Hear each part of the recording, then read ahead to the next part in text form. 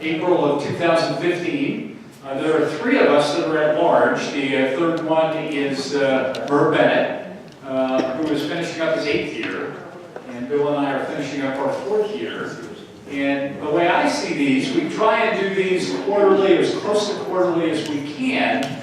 We've been averaging somewhere between 20 and 30 people. I think tonight probably we'll get a few more, but from my perspective, I would love to hear what you guys say. You know, we're happy to answer questions, but if you want to kind of do a monologue or a narrative about what you're upset about or unhappy about, or that you want to share with Bill and I, that we'll take back to the other 7 council members, we are happy to do that. And when I talked to Ted, who's kind of our guy, Ted Strobeck, and Ted, you were with what channel TV? KOA. And then we stole him away, and he's been with us for 1 year. And he's kind of our guy taking notes so that we don't miss anything and we take it back to the other 7 council members. You know, there's a lot going on now in my head, and Ted said, well, what things do we want to kind of just put out there as teasers? And we've got short-term rentals. You know, we're dealing with the short-term rental issue, and that's going to come to council very quickly on a new ordinance.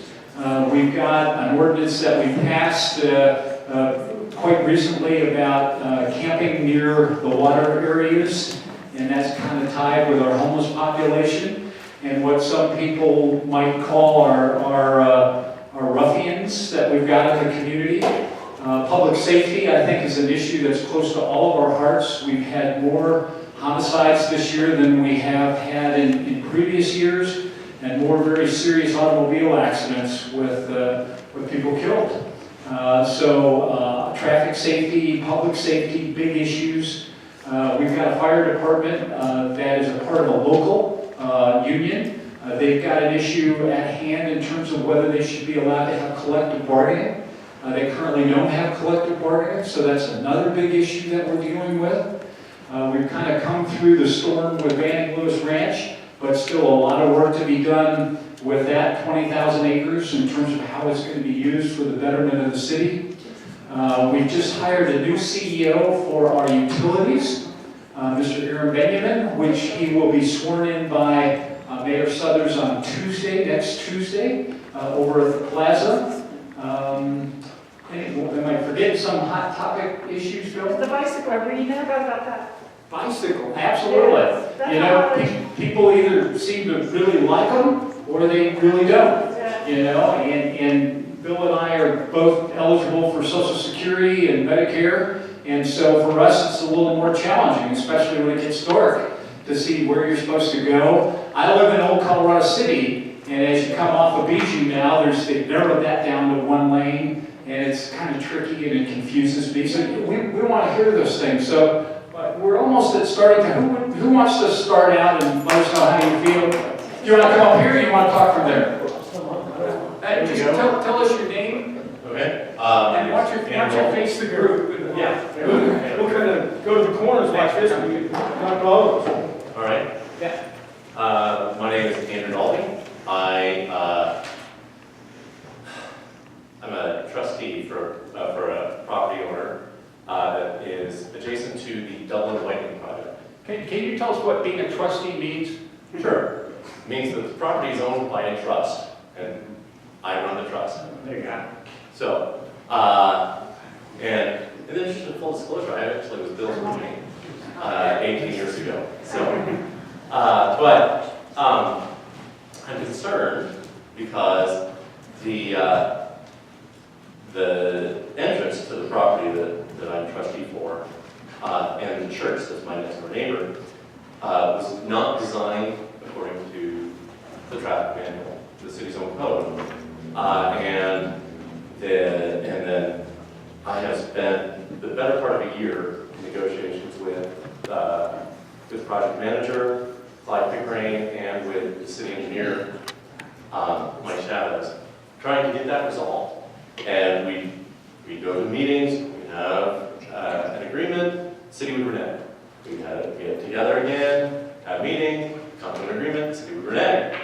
And I'm really confused why the city doesn't seem to want to follow through on building that road right. I mean, as we all know, driven Dublin between Powers and Oakwood knows that that particular half-mile stretch is a fiasco and has been for a decade. Yeah. And so there are engineering standards in order to protect the city, to protect the populace, to protect the people, and yet the city engineer seems hell-bent on negotiating in bad faith and trying to implement a dangerous intersection there. And I don't understand why he keeps doing that, and what I can do, what you can do to help him to see the error of his ways. Put in a bike lane. All right, so first of all, when we're resolving issues like this, And you take notes, right? Yeah. Ted is going to take notes on everybody's issues so that we don't lose track and we follow up on them. what's your first name? Should I stay up or? Say again? Just stay here. Stay with us. City council members at large. Okay, so Yeah. they're taking notes, it's being videotaped and streamed live on Facebook, so everybody needs to be aware, they're all on Facebook. Okay, so what happens, I want to talk you through a process. Okay, a lot of folks don't quite understand. We have 9 council members, 3 at large, 6 district. Okay, the district, of course, represents their district, and Tom and myself represent the city at large. A citizen comes to us with this particular issue. Said the city is not being responsive. Who is he actually talking to? Well, he should be talking to all of us, but he's really talking to the mayor's office. Because this is where a lot of my problems originate. We're legislated by design. Okay, we do ordinances, and we do the budget. Okay, and our main job, according to the charter, is to work the strategic plan. Basically, what do you want to be when you grow up? So, back to what this Andrew is saying to us. He says, listen, I got a problem, the city's not being responsive. If Andrew sends us the information by email to us individually, okay, I want to admit, this is a very important process. Send it to us individually, then we can respond individually and put it into our footnote system, so we can track it. If you send it to all council, it gets lost. Okay, so please send us specific requests individually to begin the process. Okay. I will say, like short-term rentals, hot issue, and it's sent to all council, and we're getting like 100 a day. So there's no practical way that we can digest that and respond.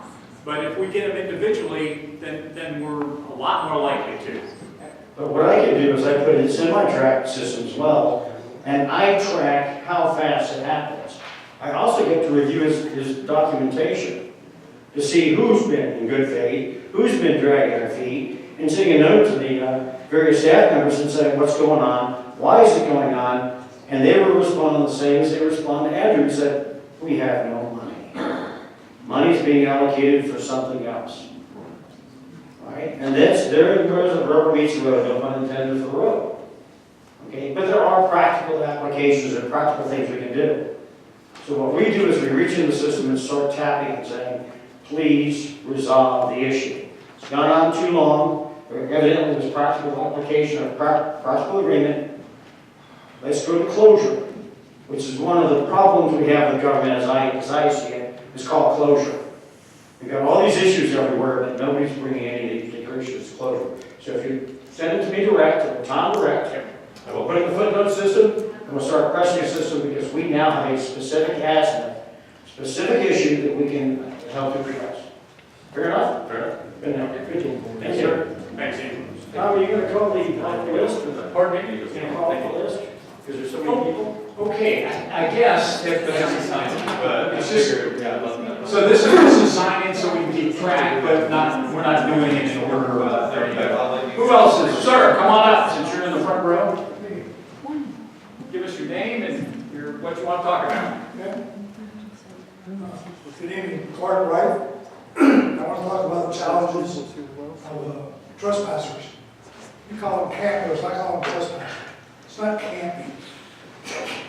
You know, campers set my field on fire several times behind my house because they have campfires. And we're getting into that season again, aren't we? Yes, we are. But anyway, what I want to talk about is challenges and possible solutions. One, the city, you guys tend to lump them all into homeless. It's not really true. Some are down on their luck homeless. I feel for them. They lost jobs like that, but I will tell you that I've done paper study out in college, and I also go out and talk to them about my house. I have a ready supply. Most of the real homeless, like down on my luck, I lost my job. They live in shelters. They live in shelters because they follow the rules. No drugs, no alcohol, curfew. They follow the rules, and there are shelters for people who want to do that. So let's get that out of the way. Mentally ill. Some of them are just mentally ill. And I feel for them. The problem is, no offense here, crazy people don't know they're crazy. Right? So mentally ill, you know, they're not aware. They're living in filthy conditions. They're not really aware that they need help. They're not going to get help unless the city places them up, makes the judge's order, and get them the help they need. You can spend my tax money, I don't mind. They need help as well. Same with the legit homeless. Layabouts, louts, ruffians, you call them. Ruffians, yep. There's quite a few of them, actually. I talk to them, why aren't you in the shelter? They tell me, well, they got rules. They police us, so we don't like that. They tell me that to my face. I fail to see why you guys can't be talking to them. If I can talk to them, you can talk to them. They tell you, well, they're basically, some of them come from as far as Florida and Texas. I talked to a guy the other day, he came from Florida, marijuana's legal, he stays in a tent out in the field. Panhandles on Academy, he makes between $200 and $400 a day. How much? About 2 to 4, about 5 on a Bronco day. Where's the Bronco jersey? Brad, he makes pretty good money, but he's a young, aggressive guy, so he throws it up with the corner. Yeah, that's who you're dealing with there. Some of them are legit and they need help. I got it. Some of them don't. Some of them are just, criminals. Some solutions. The city, what happened to police discernment? If I can go out there and I can say, this guy is legitimately mentally ill, he needs help. This poor family, they lost their job, let's give them work, let's take them to Salvation Army, job training, whatever you gotta do. This guy's a way about, out, throw him in jail, let him know Colorado Springs is no place for you.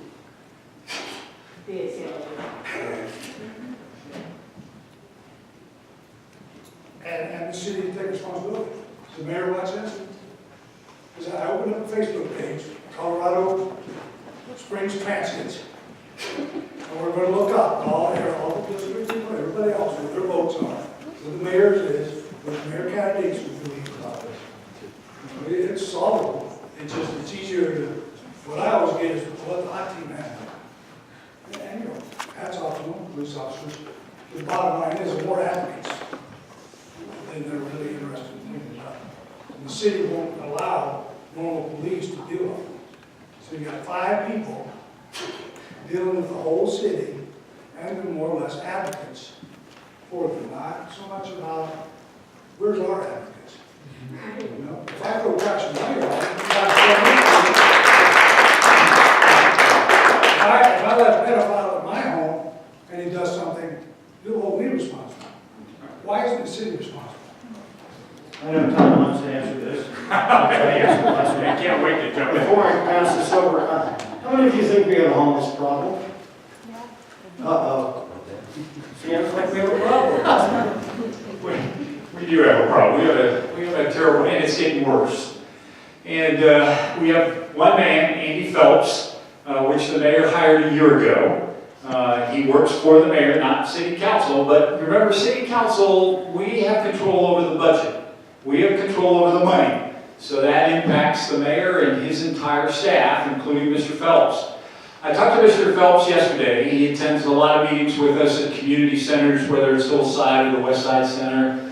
And he's come up with about a 3-page draft strategic plan that he's going to brief the mayor on. It's just a plan, but we've got to come up with some action. And your frustration, and you held that frustration in very well. And you were very professional and kind, actually, and I appreciate that. Because this is a problem the city hasn't solved at all. And we haven't really come up with a plan that's going to do it. And there are people that probably the best place for them is jail. You know, there are other people, as you said, whether they're families because of health issues or losing their job or, you know, going through a divorce or whatever, have ended up on the streets. In places like the Marian House and Catholic Charities, you know, they really want to reach out to those families with children that are in that situation. And, you know, they're sort of low-hanging fruit to help because they want to be helped. And in many ways, they don't have issues with mental health or with substance abuse. Some do, but, you know, a lot of them don't. And then, you know, there are other ones that, you know, just are lost. And you see them talking to the sky, and, you know, they're big issues. There are a lot of issues downtown because the downtown seems to attract a lot of these people. Because there's a large population, they can panhandle downtown. You know, we've got Acacia Park, they can go and have one meal at the Marian House for lunch. We've done a lot of work, if you take a step back, at the Springs Rescue Mission on the south side of town, putting millions of dollars in that program, and we're building it up. We've got to do better. One of the areas where we're really looking is winter is starting to close in, and I'm told by the Farmer's Almanac this is going to be a cold winter. I don't remember having a lot of snow last winter. I kind of used my broom most of the time, but they say more snow this year. So the Salvation Army has made a big step forward in wanting to double their shelter beds by the end of November. Why is that important? Well, it's important to provide health and safety for people that don't have a shelter. But it also, if we can prove to the court system, and I know, you know, none of us love the ACLU, and none of us love courts getting involved in our business, but they're a reality. And if you don't have a shelter for people to go, you can't chase them away from public areas. May I ask a question? According to an article in the Gazette, Right. it said that there was... Here, so everybody can hear you. According to an article in the Gazette, there is some sort of transient website where they report that Colorado Springs is one of the best areas to live because of the resources available to homeless people. Bill, you've heard of that, right? Actually, I can answer that. That's a blog that was done in 2013. It's still on the web today, as far as that goes. And well, you see all the #1 ratings. We're also rated #1. And come to Colorado Springs and be a homeless person. But that was a 2013 blog, so everybody knows. Okay, it's still active. I mean, they keep on regenerating it, but we can trace it back to 2013. But it does tend to encourage people to come here. And it has not been updated. Yeah, Okay. it has. I've been on it. It has been. Yeah. Okay. I got on there under. I think you commented to us about it at. A lot of people. Okay. And one of the other issues. So keep you on one time. I think what we're trying to do is drive the resolution. I'm from old school. I'm a tough love kind of guy. And if you, as a taxpayer, put up your camp next to one of our lanes or one of our trails, I can arrest you because you have a home. I didn't charge you. But if you say you don't have a home, that's a different story altogether. So I've been trying to work with the mayor about my big plan had always been planned camps. Now, I come from an Army environment of being a military police officer. If you've ever known what displaced people are all over the world, okay, we're not talking about combatants, we're not talking about POWs. We're talking about people who are fleeing their homes because they fear for their safety. They have no place to go. I'm used to building 1,000-person camps in 2 weeks. That expertise is right across the street. If you want to reach out and get it. The mayor said, absolutely not, it doesn't work, I'm not going to go there. I said, fine. Where are we going? What is the threshold? This is a capacity issue. If you have enough beds, and they've got to be low barrier, I didn't know that, but low barrier beds. Everybody know what low barrier means? Yes. Bill, you want to explain that? Okay, low barrier means that even if you come to the shelter incapacitated, alcohol or drugs, as long as you can behave yourself and follow the rules, you're allowed in. And you can't bring drugs or alcohol in And the you can't be facility. searched. But if it's not low barrier and you're intoxicated or high, they used to just turn you away. They'll turn you away absolutely. So low barrier beds. Pardon? How do they check? Just your behavior. Okay, check for behavior. Oh, right, no, they check it. You take all your stuff. you check everything in. It's not like a hotel. Oh, the kind of thing. And they give you a locker where you put your personal valuables and things like this. You know, no, they need to check you for weapons or anything else. Okay, but you're allowed, here's your bed, here's your cot, here's your warm. And they also provide some amenities, a little bit of food, maybe some coffee, things like this. Again, this isn't the Ritz. This isn't Motel 6.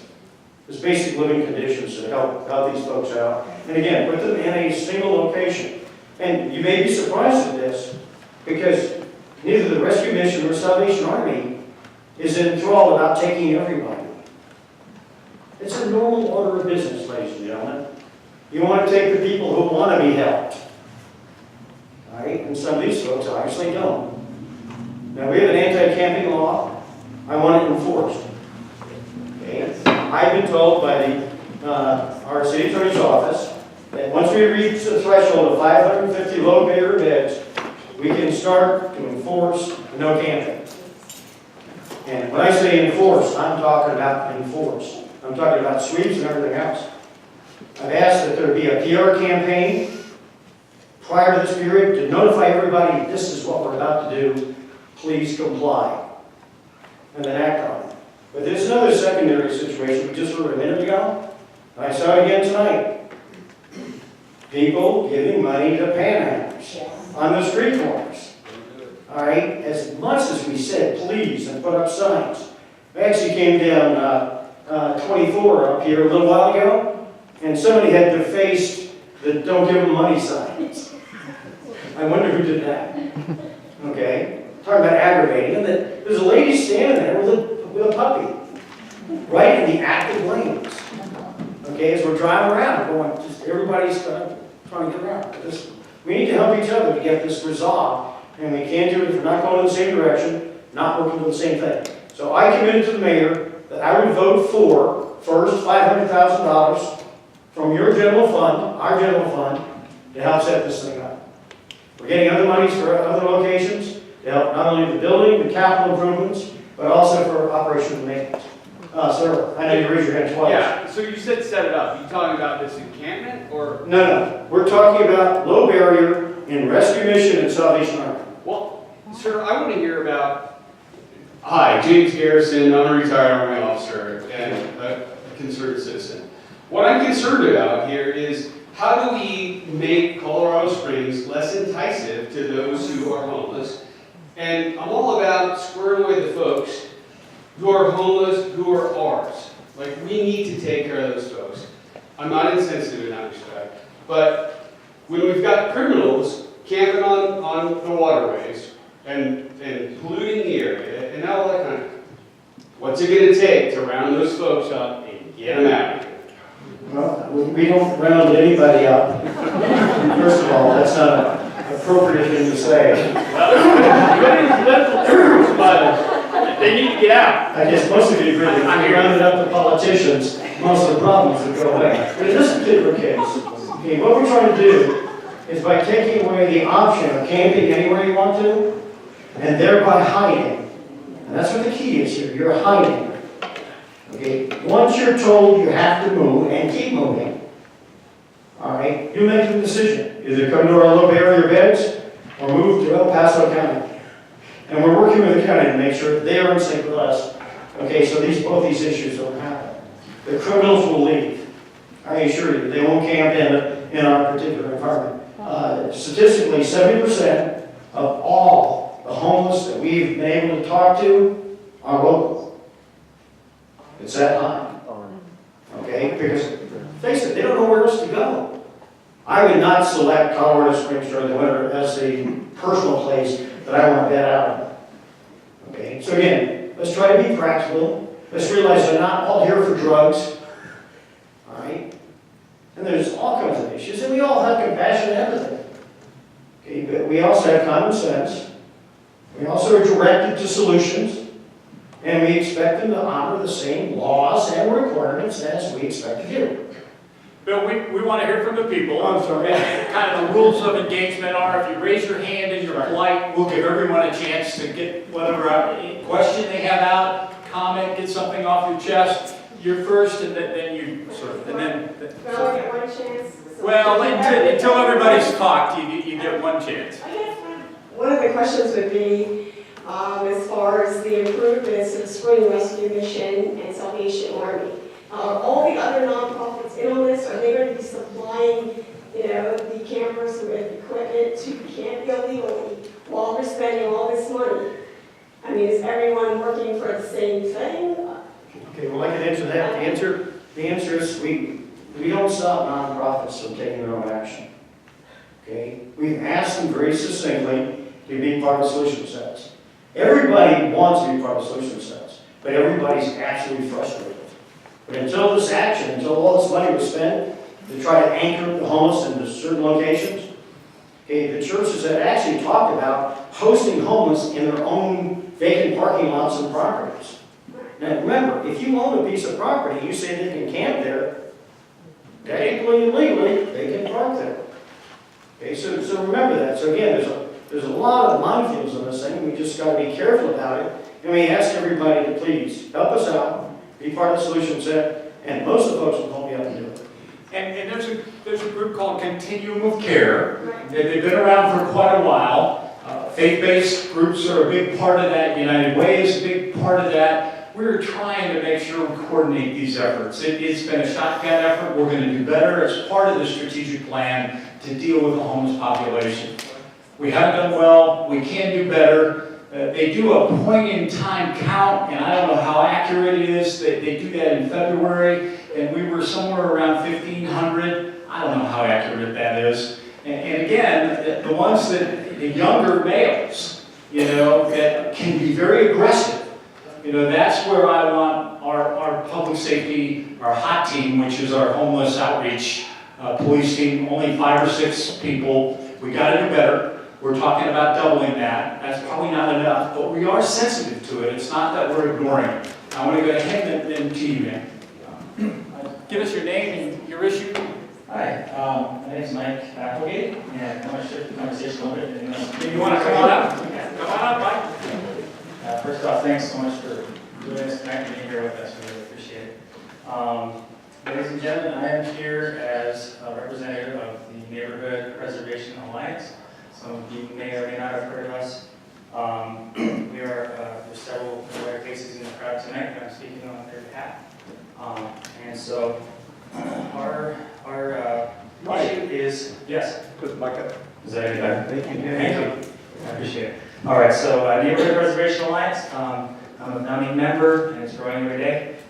We started because most of us have a short-term rental property next door, across the street, behind us, and it is operating without an owner. And this is happening on a global level. So I just want to take a few minutes to frame what's going on all over and what's happening right here in town. So short-term rentals are exploding. Air BNB is a good example. They're adding 2 million listings a year. They are in 191 countries. And they went from 2 million listings in 2016 to 4 million listings in 2017. There's over 5 million now. It's a growing phenomenon. I want to make sure we all understand when we talk about short-term rentals and our opposition to that, we are not talking about home sharing. Because a lot of times in the discourse, it's all lumped together. And so you'll hear folks defending short-term rentals because they're making ends meet and they want to rent out a room or maybe a basement suite on their own property. We are not against that.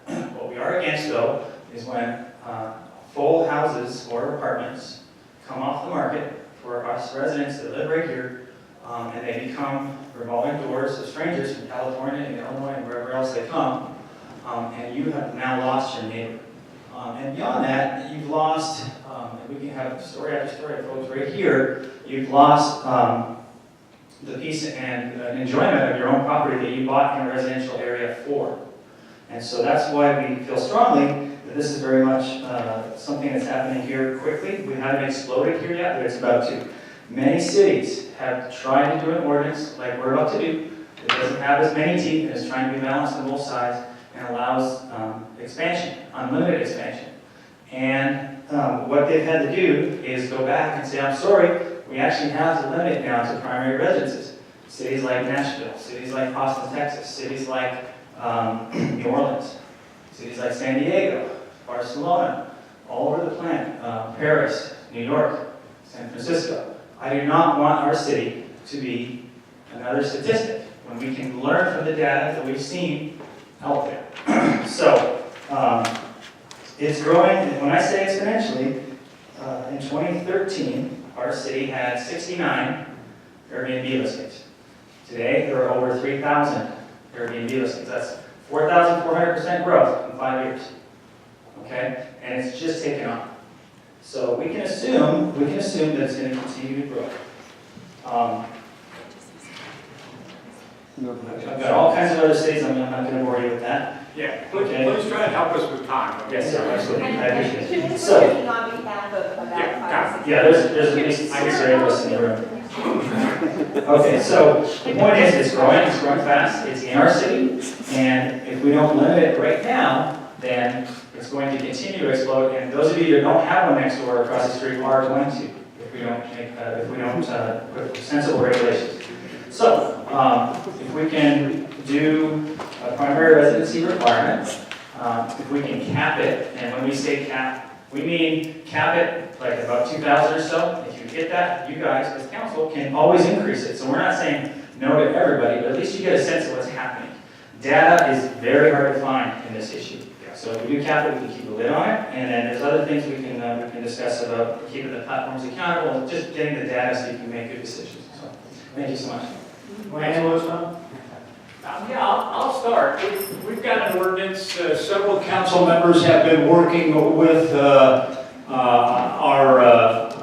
land planning organization for 2 years on this. And it's an easy thing to just keep kicking the ball down and not doing anything about it. But we've got an ordinance that was presented to us this week in a workshop. I think it's going to come up for a vote in 2 weeks. And it got some basic issues. There's a lot of dissension on this. There are some people, especially in a state like Colorado, that says, hey, I'm running a business, I own property, don't tell me what to do. You know? I don't want any government, I want liberty. And I think we've come to the conclusion that A, we need some kind of permit registration. You can't just do this without being registered. We're looking at either a one-time fee of $120 or an annual fee. And there's some debate about what the fee would be. That would allow us now to have a registry in our city clerk's office and our planning folks. What are the neighborhood? Well, there's a neighborhood group that kind of looks in terms of making sure that our neighborhoods meet basic standards. You Council know. of Neighbors and Organizations? Say again? Councils of Neighbors and Organizations come? Well, this is a government, this is part of the government planning office, you know, that does zoning and does different land use issues. But, you know, they go out, if you've got a neighbor that is trashing up, you know, your neighborhood, they go out, issue citations, and try and keep control over that. But what we're trying to do with this ordinance on short-term rentals is they made a decision that a short-term rental is anything less than 30 days. And then we had a discussion that sometimes when they have, you know, the homecoming games and things of that nature, that we would have exceptions for people that want to rent out their property when the Air Force Academy has its graduation in May, and we'll discuss all of that. But we are going to move slowly down this path, Mike, in terms of having a regulation, knowing who's there, having safety and well-being inspections, so that those houses have the right kind of equipment, ensuring that the parking is done properly, having noise control for, you know, people that are partying too much. But this is something we're strapping on. We're going to move through it. Whatever ordinance we pass, and I believe we will pass one, that's not going to be the last one. We're going to learn as we grow in terms of how to do this better and smarter so that we've got control. Now, I'll let everybody with their hands, because there's different sides to this, and I get that. And this is the one right now where we're getting the bulk, that and bicycles. You know, we're getting the bulk of our contacts, and literally we get hundreds every day, you know, that we need to read and be sensitive to. So let's see if somebody else would like to talk. I said you could go first, and then we'll... Just have a question. Would you tax the income Here. from those guys in order to pay for the inspections? Great So question. if I have a short-term rental, Yeah. you're gonna tax me so that he doesn't have to pay for that? Yeah, great question. In addition to the registration fee, to sign up and be listed, you would have to pay a LART tax. Airbnb does that already. They've got an agreement with Colorado Springs. Our LART tax is 2%. So if you stay at the Broadmoor or you stay at the Hotel 6, it's 2% on top of their bill. On top of the sales tax. On top of the bill. So a lot of these short-term rentals, so it surprised me, are $300 and $400 a night. Maybe more. You have more experience than I do. So it's a $400 a night. I just don't wanna pay for the inspections. Right, I don't have one, so Right. I don't wanna pay for his to get inspected. right, I understand that. You got it, okay. I understand. But if these short-term rentals are being taxed with a law tax. Some are, the ones with Airbnb are, but some are not. They're just under the radar. But we're thinking they all should be. They all should be. Correct. We're treating them like a business then. Correct. How is it that they're in my R1 neighborhood? That's a great question. To me, it's a business. To me, it's a business. But you can talk to many other people here tonight that see it as using their property for their own personal reasons, and they'll argue that point. So it's debatable. We're working with our lawyers across the street. We'll come out with a definition. Do you know whether it's a business or not? Do I know it's, of course it's a business. Let's They'll just practical. You go to that side, Yep. and everybody's their hand up, then hand me the mic, and I'll go to this side, Okay. with their hand up. And just keep it to a specific question that hopefully we can answer very specifically, but keep it as short as possible so we get any You other want to come up? subject. Come on. If you want to come up, you're welcome to do that. So my name is Jerry Kimberger, and I have some serious concerns about this proposed deer call. The deer call in Eagle Park. Another issue I was bringing up, culling deer. It is, I understand that the deer are causing issues as far as traffic and safety, and that they're drawing the bear down. But my concerns are that if you're going to hire police sharpshooters, that's a very hilly, heavily wooded terrain. And they're not going to distinguish between dogs and other wildlife. And once they start shooting, they're going to flush the wildlife into the surrounding residential areas. And are they going to track deer? And then what, are they going to open fire in the residential areas? How many are they going to kill? And how are they going to secure the park? And so I'd just like some information about that. And why are we Let doing me start, Bill. I'm deer culling. We've got 2 council members who, again, have been working on this for about a year. It's another area that I think we need to do it right, not quickly. Most of the texts and emails and communications we get are against it. There was some conversation about bow hunting, with bows and arrows. That's off the table, totally. They would designate certain areas. The Air Force Academy has been doing this for years, on their federal property, and it's limited and it's controlled, and it's not like Dodge City at all. And there's notice giving, and so we do it in our park areas after we warned everybody, and maybe we even have some control from our police department when we did it. And the idea is that, first of all, that population is expanding a lot. And there are people who will argue that they see fewer deer than they did, 10 years ago. There's part of the deer population that's sick. You can't really tell which ones are sick and which ones aren't. You have to stay out of the season where they're mating and giving birth. They know that. We're working, with the wildlife people on this. My opinion is this will not happen in 2018, period. I think we'll push it, and the best season is the fall. And there's still a lot of work to do. We do a pilot program, and the safety of your pet and human beings is first. It's an issue that's very emotional, and most of the people are on the emotion Bambi side. They just are. They love deer, they love to see them, and they feed them. They don't want to crash the car. Well, that's right. So how about your side? Well, we have a good idea, Ben, and we have a professional, let's talk about it, lessons learned. be professional about what it is. If you don't mind, I just want to talk to the folks who are interested in short-term rentals. Okay, because I want to keep it at one subject at a time and then try to do it. And if you have a specific question, the time I can answer it. Tell us who you are, just. Hi, my name is Giselle Miyamoto, and actually, it's two parts to this question. I understand you're in the process of doing this ordinance on short-term rentals, but what kind of teeth are you going to have to that? I mean, how are you going to enforce it? And the second part of that question is, I think there's going to be a lot of people who don't register. So if we suspect somebody in our neighborhood, who do we call? What is going to be done about those folks? Well, look, you do understand that the only reason we have laws is because somebody's abused something. All right? That's what happened. Somebody abused it, now we've got to talk about a law. Short-term rentals have been going on in Colorado Springs since the pioneer days. If I said, ladies and gentlemen, I offer you $150 a night for a room in your house, how many would you take? How many would take it? Probably all of you. Honest answer. Okay, one of the caveats we're talking about is giving a 14-day leeway for folks to be able to do it for 14 days a year, so that would accomplish the Air Force Academy's operational aspects. But what we're trying to do is find a balance. What is the balance between your rights, your opportunities, okay, and your relationship with your neighbors in your community?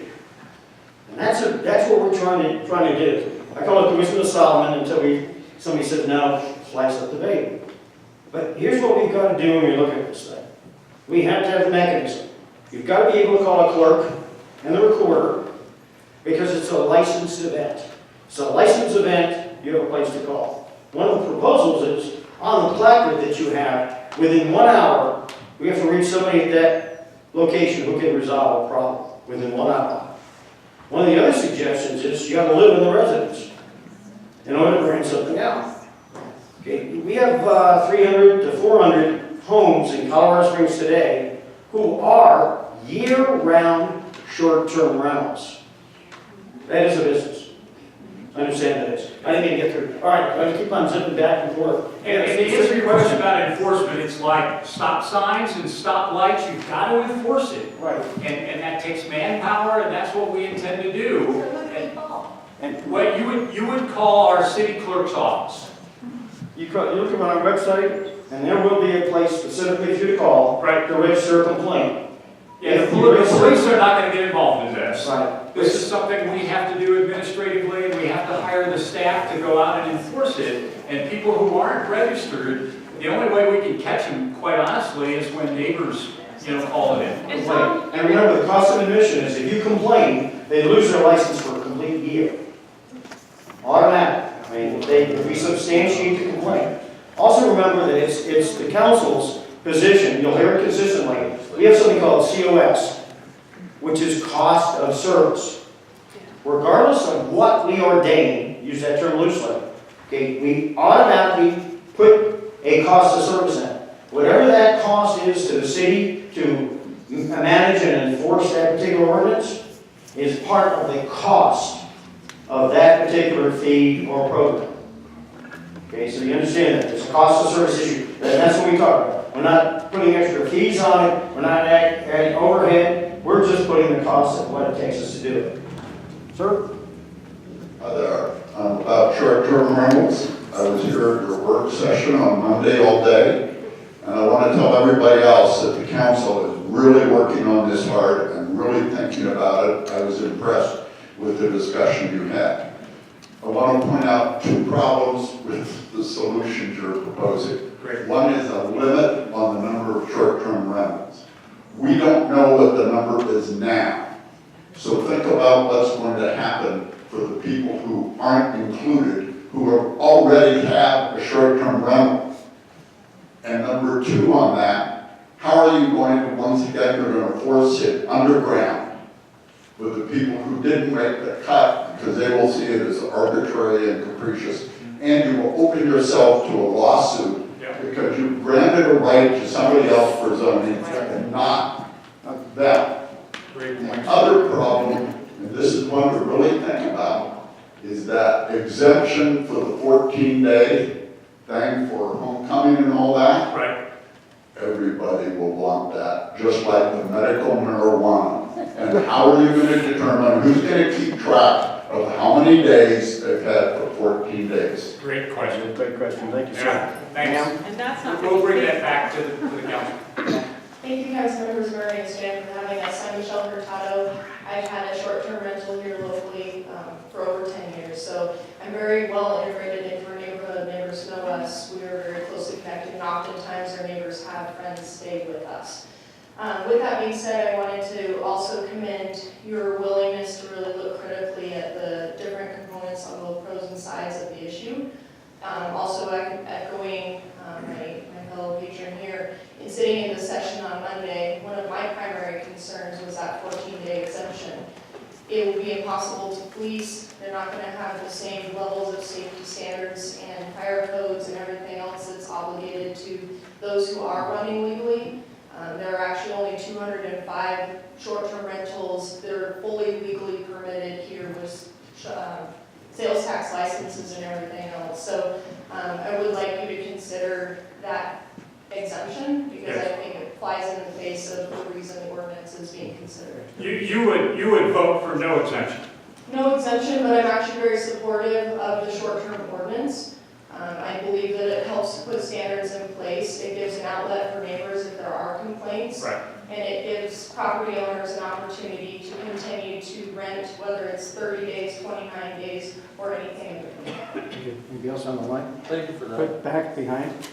There you go. We'll keep on doing it that way. Hi, my name's Brad. I live in Colorado Springs, and basically I have a Air BNB right next to me in our short-term rental. Many issues with parking, trash. I have to go out 6 times a day a lot of times, pick up trash on windy days. A lot of times they put their trash cans on the sidewalk, leave them there for 5 days. They're never in the garage or behind the gate. Everybody else does that. There's no point of contact. Based on the articles I've read, they're supposed to give you a point of contact. Right. So when there's noise at 2 o'clock in the morning, who do I call? And then all of a sudden it's like, oh, they come back, somebody comes out and it says, at 10 o'clock the next morning, it says, where's the noise? Yeah, So there's ongoing issues. And it's a single family residential residence. Single family means, to me, one family should be in that home. We have 4 or 5 families go into that house to split it up. It's 920 square feet. And it's listed for 13 people. Based on the code, if you look it up online, the permits are, it's not even permitted to live in with their basement. That's what we're trying to address. There are no permits right now. No, I'm talking about the building code for their basement refinished without a permit, and they're also listed as multiple bedrooms, which is something other than a living space. It goes beyond that. For fire codes, and I have very big issues with the fire ordinance, that their deck goes right up against the fence, which is a cedar fence. That is 3.5 feet from my gas line for the gas meter. That is 5 feet from my house. It is 6 feet from my patio door. And there's ongoing, it's extremely, just, it's irritating, just beyond belief. Well, it's a huge safety issue. Yeah, there's no doubt about that. and that's what we're trying to resolve with this particular issue. Are you for or against 14-day, letting people have 14 days? I'm totally against anything with, if it's less than 30 days, there should be, the owner must be on premise, sleeping there that night. If the owner's not there, I'm against it for anything less than 30 days. Okay, thank you. All right, guys, keep on going. Hi, good evening, Ed Sawyer. I've attended a lot of these meetings. I've been in my house for 35 years. We picked up because it was more of a geriatric area, and we're all getting older. However, when we came back, in January the house was sold, unfortunately people passed away, and I found I was next to an Airbnb.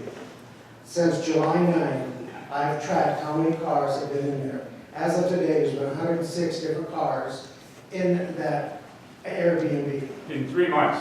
In less than 3 months. Close.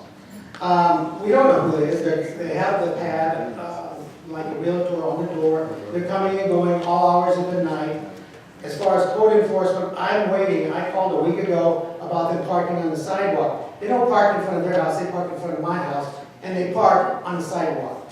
I'm still waiting a week later on code. So code enforcement, which is for people, is just not helpful, Not right? feasible. It's worthless.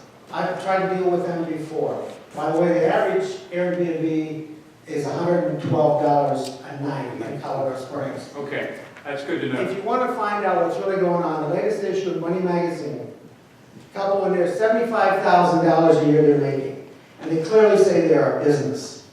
This is so lucrative, we're going to have them on every corner and every street. I'm worried about my property values. I've sunk over $125,000 in my house. The other people in the neighborhood, nobody ever talks about the neighbors. It's all about the money. Nothing about the stability of the neighborhoods. Anyway, you really have to have one next to you to really appreciate what's going on. And eventually, probably everyone will. The way things are going, you will have one. Thank you. Thank you, sir. All right. Now I'm going to let you have that side as I get All right. Go ahead, sir. I'll grab the mic, yeah. I'm Brad Wiggett. I appreciate what people are saying about having neighbors next to a short-term rental. I have one myself, and I feel like it's important to have an ordinance with the city because I feel like, as an owner myself, I don't want people who do not. Sir, have you got the mic turned on? Yes, I thought you get closer. I'm sorry. Yeah, okay, there we go. As an owner myself, I would want other people to maintain their home, to have it available to people that are going to be respectful. I've talked to the neighbors next to me with it, given them my number, encouraged them to call me if there are problems, because I want to know that, because I want to be a good steward in the community. I also want to have good people come back and use my home, because if they're not respectful to my neighbors, they're probably not respecting my home. Right. And so I want people who are going to be good stewards in the community. And I would juxtapose this to long-term rentals. And I think that's another issue. The city will get state tax revenue from short-term rentals with the ordinance. My understanding is they don't with long-term rentals. Long-term meaning like a year or longer? Or 6 months. 6 months or longer. Yeah, right. Evidently 30 days or longer is what the rule is, right? Well, let me explain something to you so you know my culpability in this discussion. I'm going to Breckenridge this weekend, and I'm renting an Air BNB. How dare you, sir? How dare you? For 3 days. I love it. In what? I don't know, how many can you take with you, Bill? How many? Yeah. How many can pay? Can you take this? 150 a night, you're with it.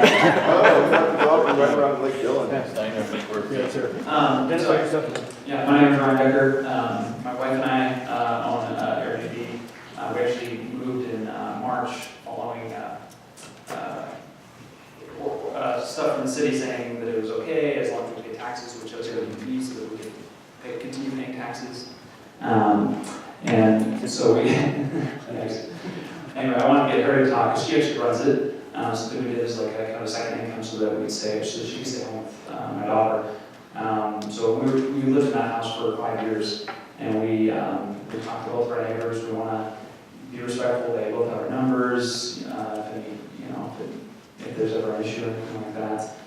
So I support the need to regulate and to have good neighbors and those types of things. I can honestly say the house is probably better maintained than when we lived there because we're hiring people to mow the lawn and clean it all the time, stuff like that. So I understand that it needs to be respectful.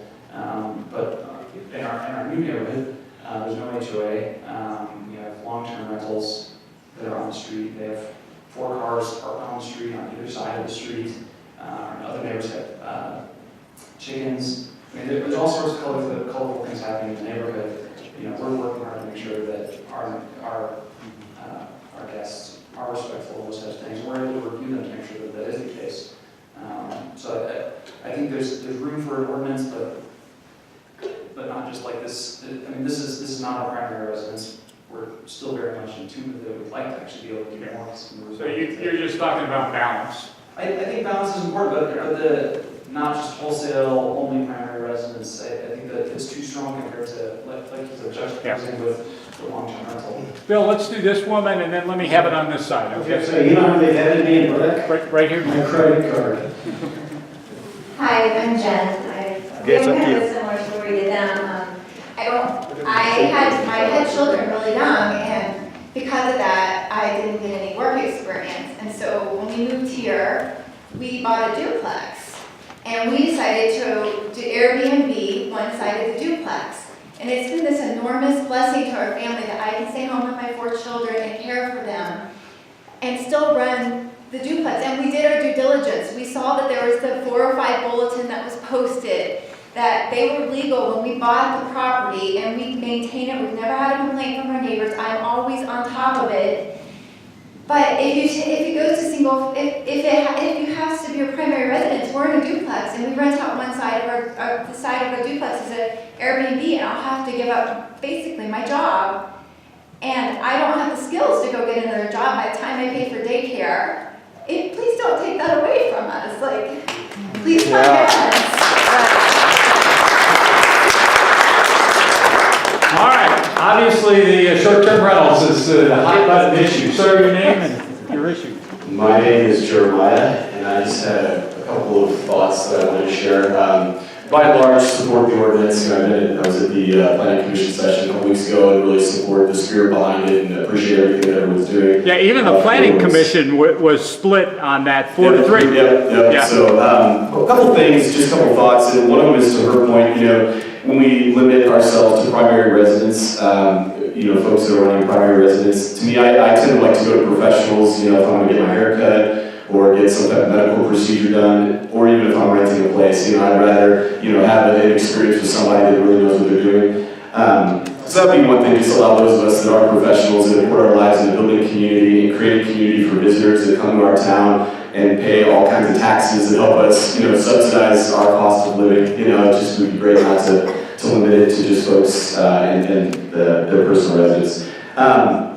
Second point was just up in Fort Collins, meeting with quite a few folks that do Airbnb and a developer up there, and they passed an ordinance, it was about a year ago, 2 years ago, where they basically did limit the number of Airbnbs that they were going to allow, but they grandfathered everyone that had spent millions of dollars, had paid tens of thousands of dollars in large type taxes. And so they basically grandfathered anyone in that had already been using their property as an Airbnb. So I would just advocate that if we do pass a law, if it comes to that, I hope it doesn't, but if it does, if you could grandfather those of us like this woman over here who her livelihood is tied to that Airbnb, and those of us that have invested all that time and money not to cut off that income source. And then the third thing, I have a neighbor that's a long-term neighbor. Is it possible to make him a short-term neighbor? Because some of the things he does to me, I would really just like to make him like a 30-day or less neighbor. No, the point being, humanity is humanity. My wife and I have been involved with so many different social initiatives in this town, and you're going to get people, whether they're here for 5 days, or for 5 years, or for 35 years, or 50 years, and some of them are going to be great people, and they're going to contribute in positive ways, and some of them are going to be like high school kids, like we all were when we were in high school, and they're going to be screwed off. So, thank you. You bet. All right, I'm gonna go over here. I kind of want to remind everybody, we said we'd go to 7:30, so we want to honor your time, and Bill and I are pretty seniors, so we need to get to bed. Can I just react to the deer call? I have some specific questions. I'd like to know. You want to talk from here? Okay, we're standing right here. Go ahead. I'd like to know, have you decided, I know I was at the August 15th meeting, and it was said that you needed to turn in a plan to CPW by October 1st. Do you have the plan? I haven't seen it. Okay, so there is not going to be a call in January? I cannot guarantee that. I can just tell you I do not believe there will be.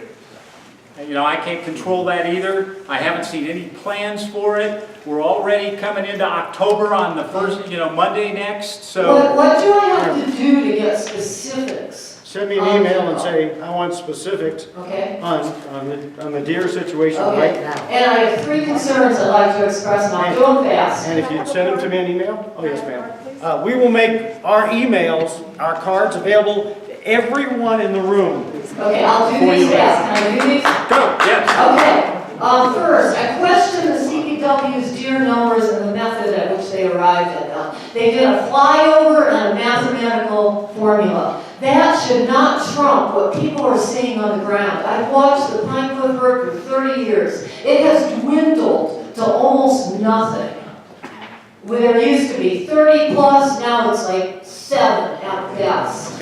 Okay, that needs to be considered before you start. You're questioning the data from the beginning. I'm questioning the data. Okay. And also, you know, if you've researched this issue, you know that there are humane alternatives. If you're concerned about traffic, there are cities all over the United States and Canada, provinces in Canada, that use roadside alert systems, and they are very effective. The city maintenance already knows where the majority of dead deer are showing up. Yeah. That data is out there. Use it. Spend that $700 per killing a deer on those roadside systems. Okay. Use it on public education. Use it on rebates for deer-resistant landscaping.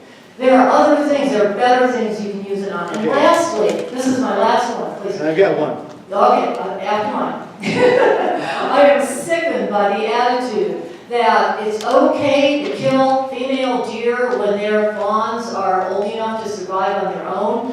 For 30 years, I have watched matrilineal, multi-generational units of female deer within the Pine Cliff herd.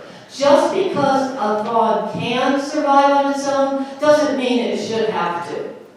Okay. All right, I'm one of those guys who doesn't like to kill anything. But you know what the number one problem we have, strangely enough? People feed deer. Yeah. All right? They feed bear. I've never seen this. All right? We actually kind of saw a lake up there on one of the pieces of property. And they not only attracted deer, they attracted mountain lion. Okay? Consistently, we try to talk to folks, say, please, it's not in their best interest. Don't feed the animals. Thank you. Okay, I'm going to go to you, then you, then you. Okay, we'll try and have a batting order here. If someone has a suggestion. Please tell us your name. Hi, my name is Roy. I've been in Colorado for 7.5 years. If someone has a suggestion or an idea, like this woman did, I have some ideas I'd like to propose to somebody on how to reduce the amount of traffic deaths with deer. Because I wanted to be a wildlife biologist when I was in college, but I wanted another career, but I've watched wildlife my whole life, and I've studied what people do. And I'd like to know who I can present it to in person. I'll take you to lunch and talk to you. Because I made a call to the commission one time, and someone did call me back, and I presented my ideas. One thing I said, don't ever call this a hunt when you want to cull deer. Okay, thank you. This lady here, tell us your name.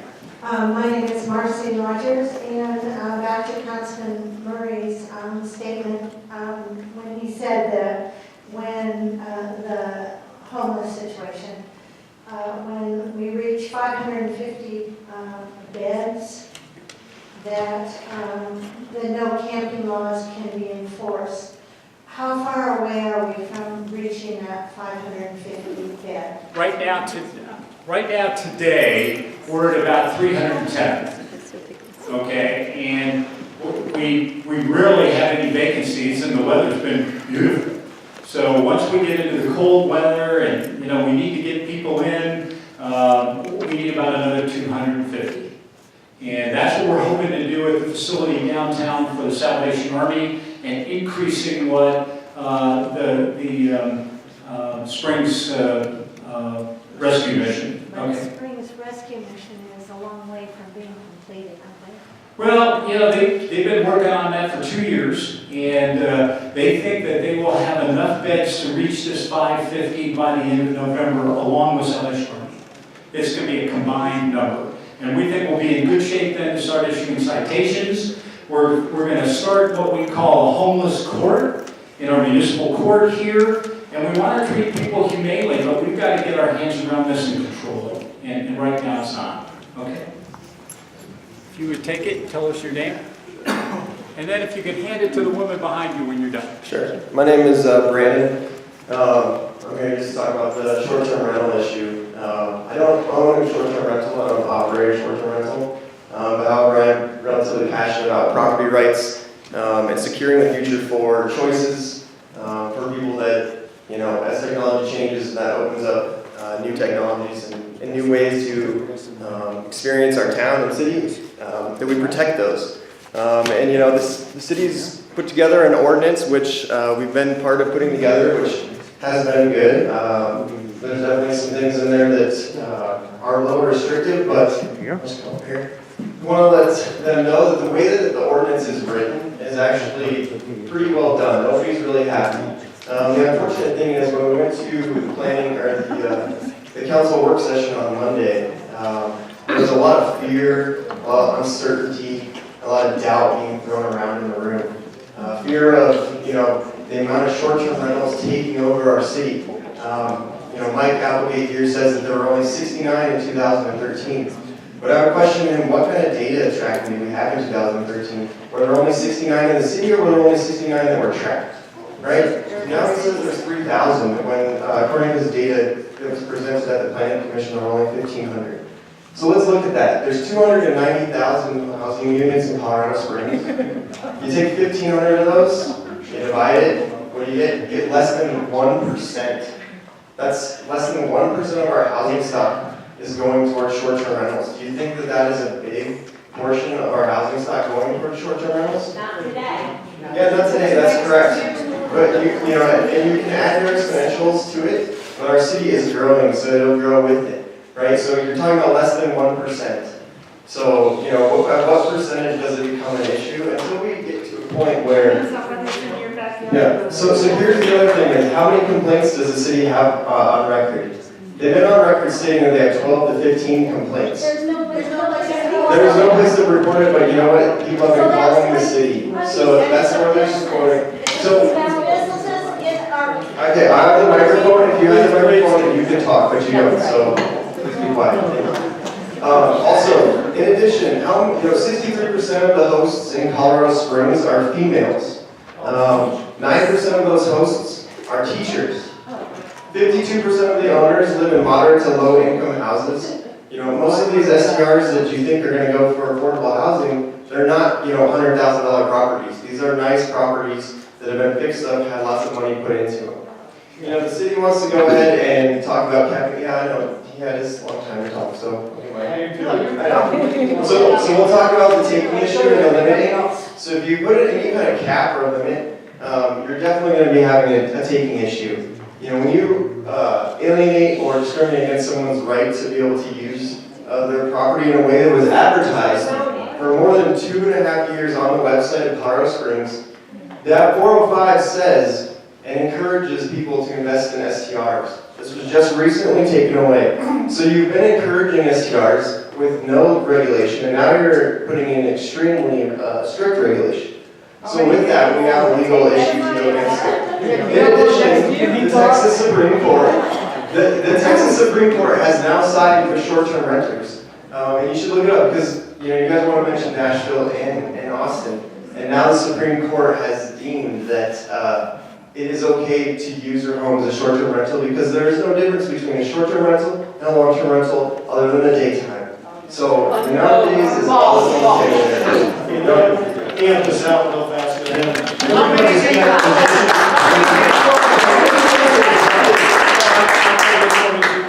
Oh, okay. Let me make a real fast and brief statement. You understand? Okay, less government is better government. Right?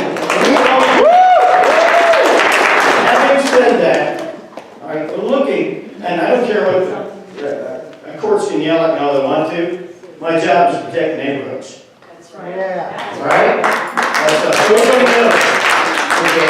And protecting neighborhoods includes protecting folks who use the laws properly, who rent their rooms properly, who pay their taxes properly. So if all of these things are put into place, we can all live comfortably. As those people mentioned, if you're a good neighbor and you're doing it, you have no problem. If you're a bad neighbor, you have problems with us. And I appreciate the acknowledging that the opposing side often stirs up a lot of fear because there's a lot of unknowns. A few years, I served 5 years on my HOA board. I live in a very nice neighborhood in Colorado Springs. In fact, my HOA president is here right now. And I know from experience that the ongoing issues that we dealt with on the HOA board were with long-term renters. Once they're in, you're stuck. And they had multiple parking issues, they had multiple violations of HOA issues. My property has been a property short-term rental. My husband was laid off a few years ago unexpectedly. To make ends meet, we found an opportunity to pay for our college tuition. The son is in a very college of his choice, and we have another one that's now in college. So we have two in college, one getting married next year. In order to help make ends meet, I turned this into a business with our home. We love our neighborhood, we love our home. We don't want to see anything in our neighborhood be denigrated or change the atmosphere or whatever in our neighborhood. In fact, we want to see just the opposite. And what I would challenge you, I have other people now that I help be responsible hosts to their properties.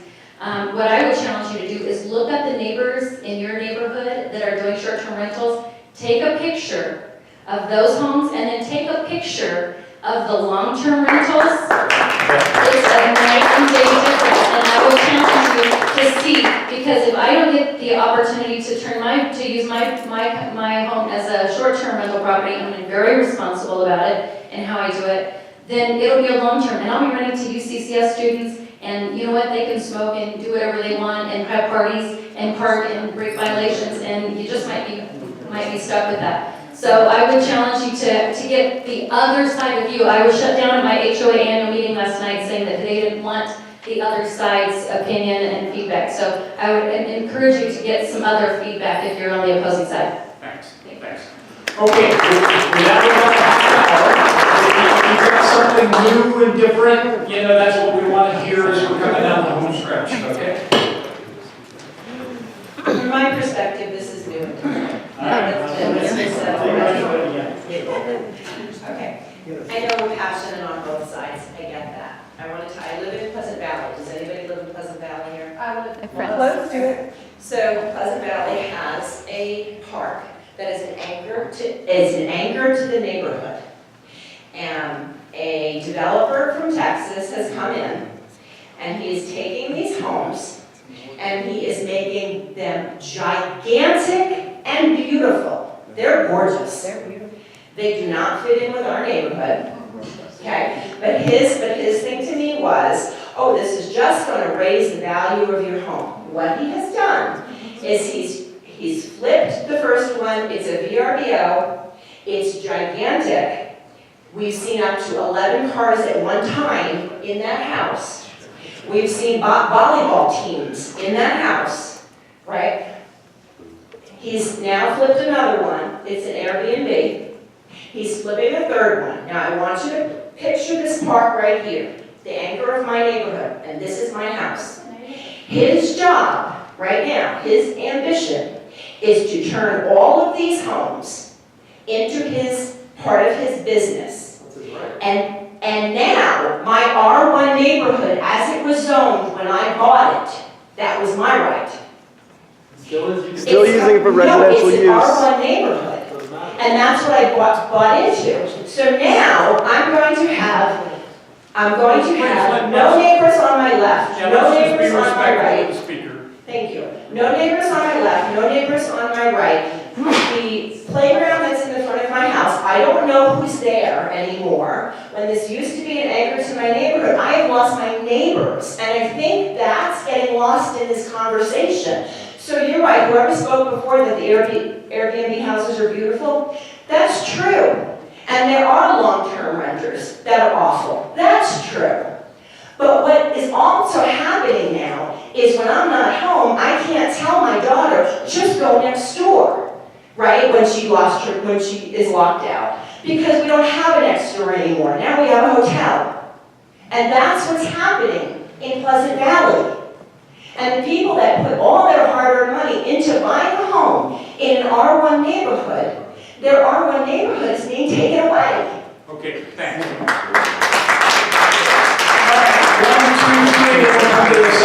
One, two, three. Yes, ma'am. Okay, Jane Morgan, I'd like to talk about the Sleeper Champions Colorado College Ice Arena. Some of us here in the audience went up to Denver on Thursday with a presentation where they're asking for $10 million to build Colorado College's ice arena.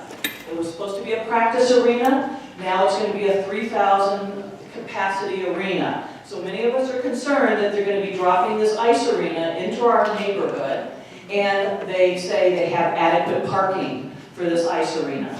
So I'm listening to this presentation, and what came to mind was a Venn diagram. So the president of the college says, oh, we're going to use the 150 days when our students aren't here. Okay, so we got 150 days when the students are there. And that's when we're going to book these other events that they need to book to support taxpayer funding. So now they say, she also told me, well, we're going to use Palmer High School parking lots and the church parking lot. So I'm thinking, okay, we've got 150 days a year that they're going to use this facility for other events.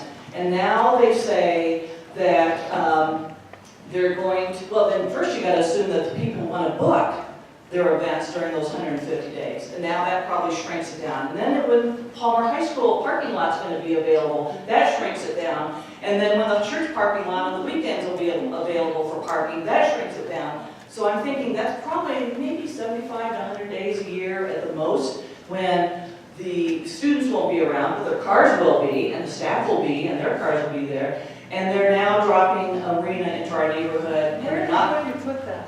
It's going to be on the block. South Dale Street is on the south, Cashel Cooter's on the north, Townhall's on the west, and Nevada's on the east. So are they going to cut a major thoroughfare off to build that arena? I suspect eventually. No, they're not going to, supposedly they're not. But that basically, that whole city block is going to be the ice arena. And they say they have adequate parking, which is going to be in front of everyone's homes. A number of people in the audience know that they already have a problem with parking.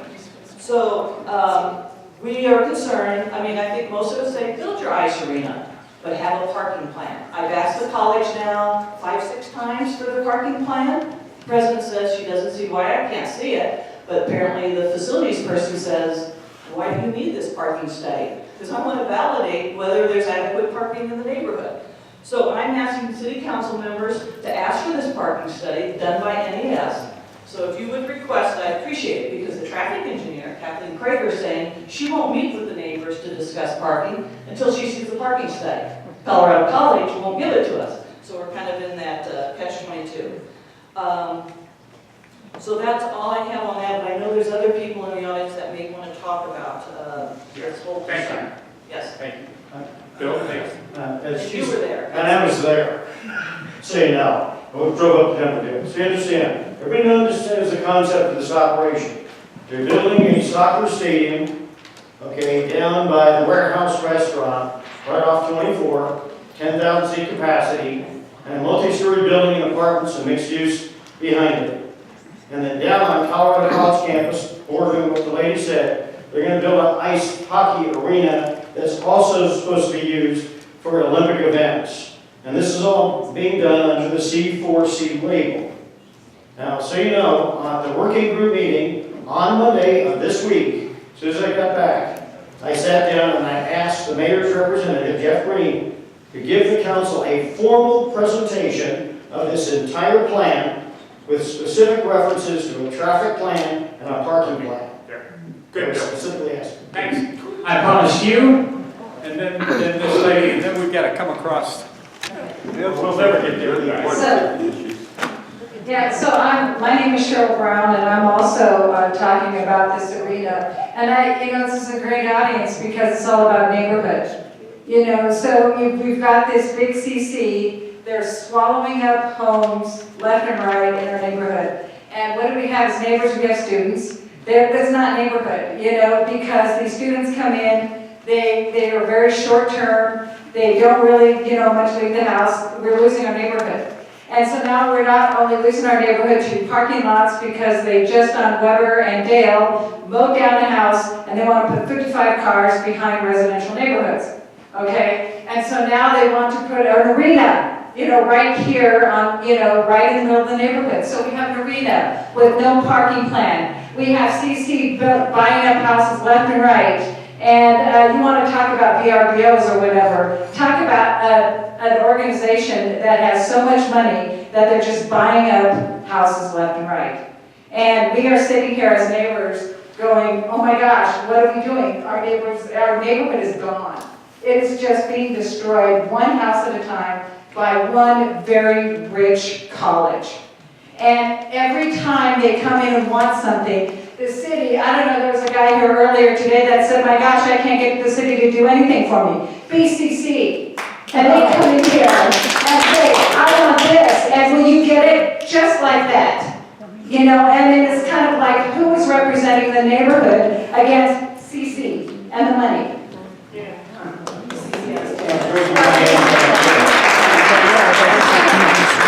People on this side, then we'll come back over here. And I think you, somebody, did you have your hand up? Right here.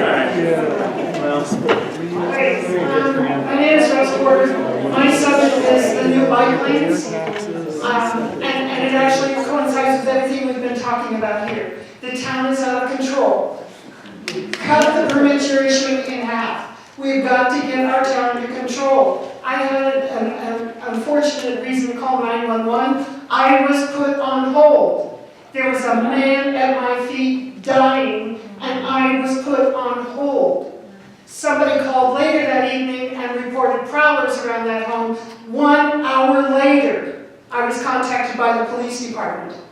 This town is too big for its britches. We cannot support it. Infrastructure, our cops can't support it, our fire department can't support it, community code, it's too big. Cut the number of permits in half. Amen. My real big issue is the bike lanes. We're talking about arenas, we're talking about stadiums, we're talking about apartment buildings all downtown, and they just turned Pikes Peak Avenue from 4 lanes to 2. They are creating bottlenecks and issues and accidents waiting to happen. Get a can of black spray paint and put it into the bike lanes. I do want to say something about public safety. Bill and I, since we've been on council, we've been focused on our police. 2 weeks ago, we graduated from the academy 43 new police officers. The police academy takes 6 months. Our goal is to go from about 720 police officers to about 850. But you have 200. You don't want to go there on that. Of houses, Baton Lewis coming up. Well, I get it, but we're very sensitive to increasing the number of police officers that we have. I got a question. How is the city paying for that right now? How are they paying for what? How is the city paying for the current police force with the increase? They're using the money from the roadway that John Suthers said that it would. Stormwater. Yeah. Stormwater both. And he's pissing Okay. his way on bike. Well, And, you know, and it's you guys are, hands are being held to the fire because you don't have me saying that. Just like you don't have me saying the planning commission anymore, you don't have me saying the roadways anymore, you don't have me say so in what CC is doing with their stadium up there. Do you or do you not? Yes, we do. Okay, Well, and that's what I'm saying. We do through the budget. Right, The but 2019 budget starts October. how are you gonna stop CC from building that arena if I'm out. Now you're mixing things. How are you going to stop CC? It's From not a building- budget issue, and it's aggregate. You're talking about infrastructure issues? I'm talking infrastructure, I'm talking about them with enough money supposedly to start that building, and there's not a thing you can do with it. Our job because in they the don't charter like it. is strategic planning. Our job is to weave everything that you just discussed into a coherent plan that makes sense and works for everybody. Do you have any say-so in the planning commission anymore? Yes. We pay. How did you guys allow CC, when they built those new dormitories up there on Nevada and Cache, there was supposed to be a parking garage in there, it was in their master plan, and the city let them dump it. You guys are not being held accountable for anything anymore. You really We're held accountable. That's How are you being held accountable when you did not make them build the parking structure that was on their master plan? The planning commission and the city council dumped it. I would like to know who paid for CC to block east-west traffic on Cascade, to turn that median into one long median. Did I pay for that? Yes, you did. I want my money back. All right, Bill, we want to work on this. Okay, yes. My name's Dan Becker. I moved here from Southern California. I grew up here in the 1960s when it was all open space, and it was a great place to grow up as a kid. By the 1980s, they had built every piece of property, any open field, And I see the same thing going on here. I've been here 5 years, I've seen the traffic double, the congestion, the infrastructure can't keep up with the building. And the deer problem, I think, is the people. The people are encroaching on the animals' rights. These animals have been here for millennia. Me and my wife are overjoyed where we live. We live off of Atherton and Centennial right up at View Valley Park. And we have deer, we have wild turkey, and we are just overjoyed. And to hear that the city's gonna kill these animals, it's like the Europeans coming over and killing off the Indians, killing off the Native Americans. Another thing is, I don't know if anybody else realizes how many people in Colorado Springs are colorblind. How many people run red lights? I've stopped at a red light. Somebody behind me goes around me and runs through the red light. And this happens every day. And I live next to 3 schools. People go down the streets on those school zones at 70 miles an hour. And then they talk about the deer problem. If they would drive a speed limit, they would have time to stop. I think living in harmony with nature, that's why we moved here, to live in harmony with nature. Not to have this built up like Southern California where you can't even drive at 4 o'clock in the morning without traffic being, backed up. And I think we need to enforce red light cameras and do something about this issue. I've almost been killed a number of times. As an anecdote, my girlfriend and I were walking across the street right over here, and I almost got hit yesterday. I'm handicapped, and I walked halfway into a crosswalk. A guy drives through around me. I yelled at him. He backs up. A young black gentleman. I've watched too many accidents. He told me that as long as I'm not bothering anybody, it's okay to just, the laws don't apply to him. And there's a lot of people here like that. The laws don't apply unless there's a police officer behind him. It is an enforcement issue. What happens is we've seen a historical trend in communities, and we're repeating it. And that's been the fact that our development is far outstripping our infrastructure common sense. Stop issuing But you've been up to the lake. Stop issuing building permits. Yes. Can we let this young gentleman speak? Good evening. My name is Lucas Harrison from Boy Scout Troop 187. I'm working on the citizenship and the community merit badge. My question is, what is being done about litter by the Monument Creek, and how can young people help?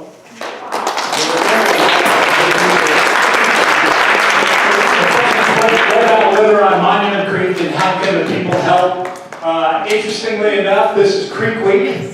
That's a program that we've got throughout the community where we get hundreds of people that work. And were you going to comment on Creek Week? Well, they don't come clean on Creek. They don't? I've been told that they do not come here. Why not? So, I don't know. All right, we'll have to change that. But the question is, the community steps up to this. We're looking at ways that maybe with our homeless population, we can ensure that we pay them to clean up our areas, and we're looking into that program in the master plan. But this Creek Week's been very successful. People from our utilities and city government volunteer their time to work nights and weekends to do that. We can do better, there's no doubt about that. Well, you utilize the Concord and you're giving resources to people you are paying. Well, that's right. And ComCore is one that I think is a terrific resource. You're absolutely right. Okay, we got about 10 minutes left. Who's got you've already talked, sir. So. Sir, I think the critical question is you failed to answer was what can young people do to correct the litter problem down by the river? I think the young people can get involved with our Creek Week program that we've got. They can contact our community relations folks that work for the mayor and let them know that you're available to work on cleanups around our waterways. Thank you, sir. It'll probably take about 2 more. So, sir, you've already talked. So I have one very important one. All right, go. 20 houses in my neighborhood had their cars broken into in a 2-week period. The police force didn't even send out a police officer. Okay. They sent out a community services person. Okay. We never heard back. They took a report, and that's all we heard. Your neighborhood is where? It's Green Valley HOA, and it's right there. Got We're at that. Green Valley Park. Okay. And I'll look into it. That happened in my neighborhood. another thing, at Red Rocks Open Space, Yep. my brand new Honda Pilot, last Wednesday, we went there for 2 hours to go for a hike. Yeah. I came back, someone punched out the lock in my car, stole all my credit cards, and ran up $8,500 in debt on my credit cards in a 2-hour period. So, I'm trying to work with the police, but I can't even get them to come out to my house. Okay. I'm trying to get them to look into it to see if they can get these areas patrolled by making part of a national park system where you have a fee and then you have a security person that rides around. Right. I offered to set up a drone program, Okay. and I'm doing that in my neighborhood, Okay. so we can monitor without having to go and ride around. Let me look into this, okay? Yes, ma'am. Thank you. I'm Monica Hobbs, and I'm from the neighborhood, so I just have one more comment on our parking situation down in the neighborhood with CC and the stadium. So what is this particular question to you is that the Weber Street parking lot that we tried very hard to not have happen because it's 50-car lot in the middle of a historic, Wasatch Weber area, and we tried very hard. And our biggest concern was it was actually being built to be used for the stadium. And although city planning denied any knowledge of, arena, they denied any knowledge of it because no papers had been submitted. We all know that's probably what the plan is. So anyhow, it's been approved, it's already being built, but city planning did say that it could not be used for the arena except for executive staff at the arena. So my question to you is, how do we as neighbors make sure that's enforced? How do you make sure it's enforced? How do we know that down the road, CC doesn't come and say, well, if we just had these 50 more spots here, and you go, oh yeah, okay, sure, the plan will be great. If you see a violation of that, you've got all 9 of us. Send individual email to us and let us know there's a problem and say, please get back to me as soon as you can because this is a problem. Right, but there's a difference between a violation where some people start parking in there or CC actually intentionally converting it to that use and the council has agreed to it, that use. A complaint sent to us will be honored, i.e. we'll investigate. We'll look into it. And that's the important issue. You've got to be proactive, ladies and gentlemen. This coming here tonight and helping us think through the process we have in a work meeting one day and a council meeting the next is incredibly productive. But I need you more than tonight. Okay? I've recognized a problem, so does Tom, in public safety for a long time. But it's got to reach a threshold where we all decide we have to take action.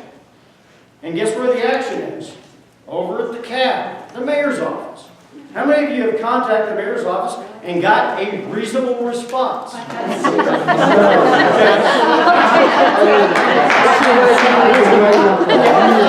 what? And I'm a representative of you, and I have the same disrespect. Right? Okay, we're going to take one more. I do want to say this, and Phil's right. The second and fourth Tuesdays in this room, we have regular city council meetings. We have citizen comment period. We only get 3 minutes, but I will tell you, we had about, 24 people talk to us this past Tuesday. Very few of them were relevant like what you have told us tonight. Many of the issues were, as you said, kind of up there somewhere. And yet, we spent an hour and 20 minutes with this where we really need you to come. The meeting starts at 1. Perhaps the meeting During work hours. During work hours. The meeting shouldn't be during work hours. Our president People work and come. Our president has talked about changing the meeting time. And I'm going to bring that up again. We can. I will. Yeah, that's true. how many of you would, if we had this again next month, would show up? All right, But if we had meetings for the whole council in the evening, you would want to. Yes! All right, you're last, go ahead. My name's Chris Skinner. I actually do have an Airbnb, and I totally agree with some regulation. Go ahead and give us your name again. Chris Skinner. And I do have an Airbnb. I totally agree with the regulation, but I don't think you should single everybody out and say you can only use your house for Airbnb for 16 nights or 14 or whatever it is. You know, it's my house just like it's your neighborhood. I try to be a good neighbor. I have neighbors that are poor neighbors, but they're there all the time. Yeah. So I just don't think you should punish me for having an Airbnb. And by the way, I can run online businesses out of my house. I can run various businesses. I don't need to be zoned anything other than R1. I happen to be zoned R2, but I can run any business I want out of there, assuming it applies to those rules, you know. And I pay taxes. And we don't have punish anything. Well, we all do. All right, thank you very much for coming tonight, and we appreciate you.